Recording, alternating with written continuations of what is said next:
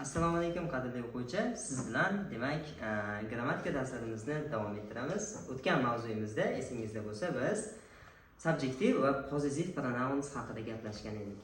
Demak, subjective pronouns qayerda qo'llaniladi va possessive pronouns qayerda qo'llaniladi. Mana shular haqida siz bilan bafurcha o'tirib narigi xonada gaplashadigan.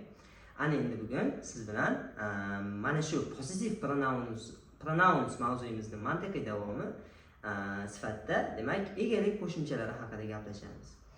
Xo'p, egalik qo'shimchalari nima? Nima uchun foydalaniladi? Qachon va qayerda biz ularga muhtojmiz? Let's talk about this. So, egalik qo'shimchalari demak o'zbek tilida egalik ma'nosini bildirish uchun ning degan qo'shimchadan foydalanamiz, to'g'rimi? Misol uchun mening, sening, uning, bizning, o'tgan safar gaplashdik. Ammo faqatgina mening, sening, uning, bizning degan so'zgagina ana shu ning degan qo'shimchani qo'sha olmaysiz, to'g'rimi? Misol uchun mashinaning deyishingiz mumkin, Maqsudbekning, o'qituvchimning, o'quv markazimizning deganimizda ham nima?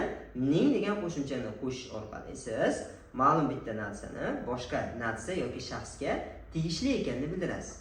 Misol uchun o'qituvchimizning ruchkasi desa, nima? Ruchka o'qituvchiga tegishli ekanini. Xonaning eshigi desak, eshik xonaga tegishli ekanini mana shu ning degan qo'shimcha orqali o'zbek tilida nima qilamiz? Ifoda etamiz. Xo'p, ana endi ingliz tilida mana shu ning degan qo'shimchani qo'shishni demak siz bilan o'tgan safar qisman o'rgandik. Faqatgina nima? Pronounlarga, ya'ni men, sen, u, biz, siz, ular degan so'zlargagina qo'shishni o'rgandik. Ammo ning degan qo'shimchani xuddi inglizlardan biz kabi demak har xil so'zlarga ham qo'shishlari mumkin. Mana shunaqa qo'shayotganda biz faqat ning degan qo'shimchadan foydalansak, ular ikki xil so'zdan foydalanishadi. Bular apostrof s hamda of. Apostrof s va of. Nimaga apostrof s desangiz, mana bu tepasida turgan kichkinagina ilmoq bu apostrof deb ataladi. Xuddi ana shu nima deydi?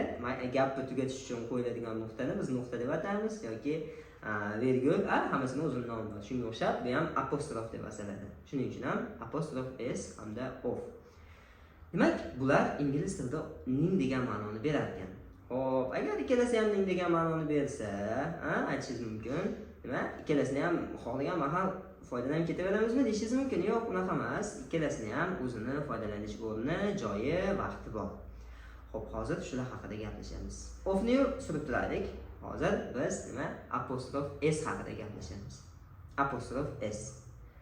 Demak, apostrof s aytganimdek ning degan ma'noni bildirib, u bir qancha so'zlardan keyin qo'llaniladi. Masalan, ushbu so'zlar birinchi galda shaxsni ifodalashi kerak. U shaxsning ismi bo'lishi mumkin, misol uchun Husanboy, Maqsudbek, Azizbek va hokazo. U shaxsni nima? Ismini bildirishi mumkin. Yoki nima? Kasbini bildirishi mumkin. O'qituvchi, duradgor, shifokor va hokazo. Ana shu holatda demak, ana shu so'zlardan keyin apostrof s ni qo'yar ekanmiz. Deylik, Jack's pen. Jackning nima? Ruchkasi, yoki my dad's car. Mening dadamning nima? Mashinasi. Yoki aytganda kasbni bildirishi ham mumkin.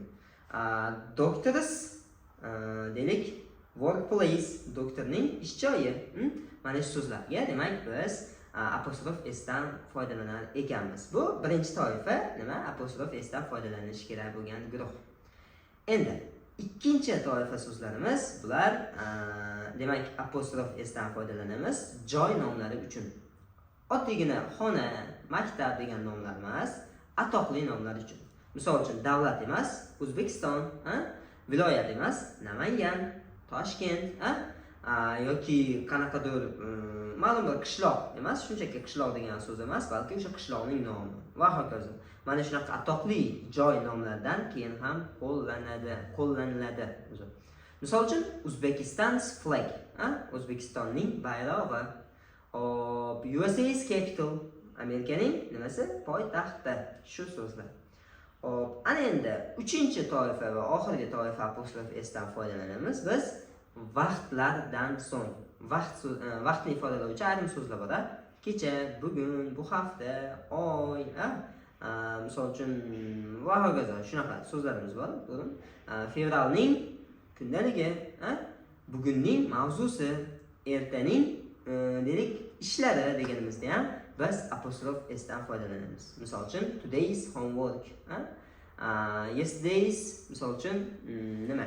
Yesterday's plan, kechaning rejasi va hokazo. Mana shu kabi so'zlardan demak biz apostrof s dan foydalanarkanmiz. Mana shu kabi so'zlar.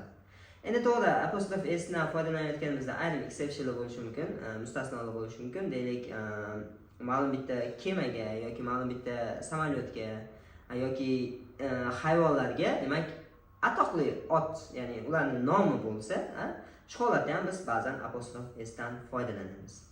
Hop, apostrof s shulardan iborat, lekin mana shu apostrof s'imizni tugatishimizdan avval bitta e'tibor berishimiz kerak bo'lgan narsa bor. Mana shu nuqtamiz shuki, apostrof s'lar, apostrof s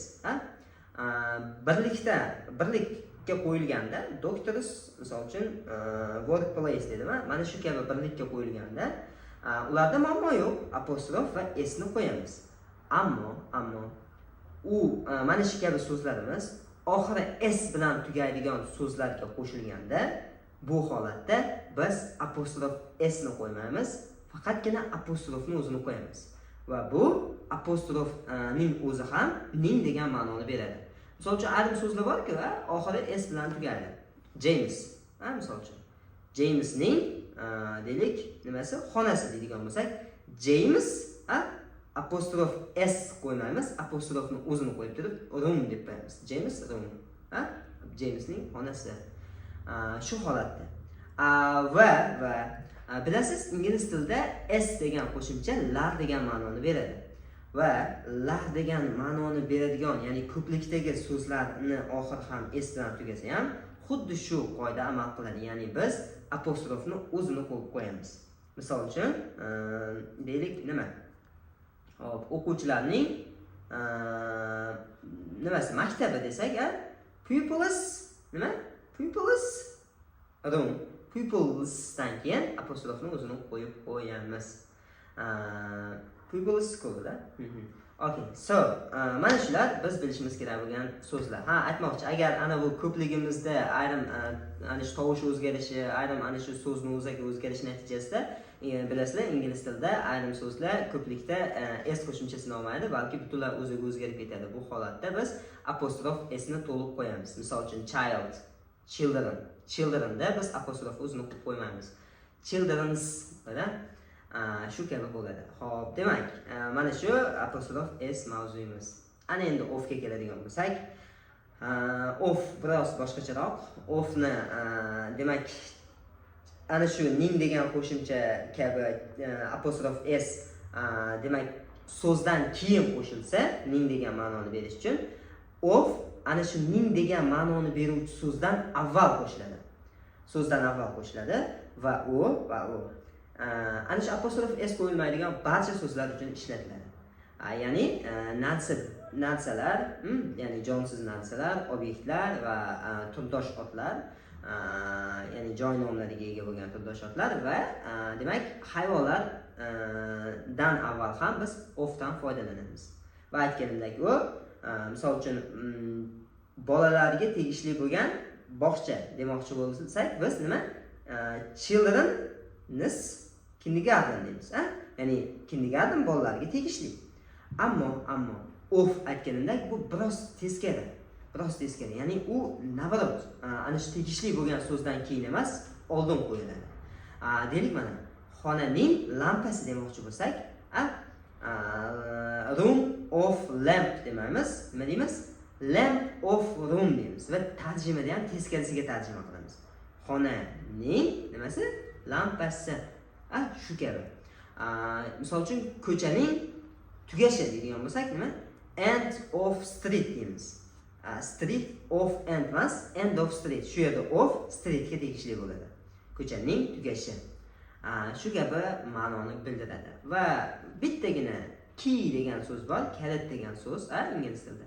Mana shu key degan so'z uchun biz of degan so'zdan emas, balki ning degan ma'noni berish uchun to degan so'zdan foydalanamiz.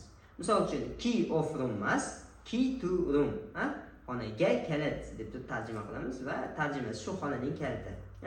Key to the world, dunyoga kalit, ya'ni dunyoning kaliti degan ma'noni bildiradi. Ya'ni of degan so'zdan biz bitta key degan so'z uchun foydalanmaymiz. Demak, bugungi o'tgan mavzularimiz shulardan iborat. Qisqacha aytadigan bo'lsam, demak, bugun biz ning degan qo'shimchani o'rgandik. Bu apostrof s va of yordamida ingliz tilida ifodalanan ekan. Apostrof s so'zlardan keyin qo'shilib, o'zi qo'shilgan so'zga ning degan ma'noni beradi va u, demak, jonli narsalar, jonli, demak, kishilar, joy nomlari va sana, vaqt, ma'lum bitta vaqtni ifodalovchi so'zlar oldidan qo'yilar ekan. Of esa apostrof s qo'shilmaydigan barcha so'zlarga, ya'ni u odam nima, ma'lum bitta narsa bo'lishi mumkin, hayvon bo'lishi mumkin, ma'lum bir predmet bo'lishi mumkin. Mana shularga qo'shiladi. Va bitta key degan so'z uchun biz aslida of ishlatishimiz kerak, lekin bitta mustasno holat bor, to ishlatar ekanmiz. Okey, demak bugun o'rgatmoqchi bo'lgan, bugun ulashmoqchi bo'lgan mavzuyimiz sizlarga shulardan iborat. O'ylaymanki, ozmi ko'pmi sizlarga manfaatli bo'ldi.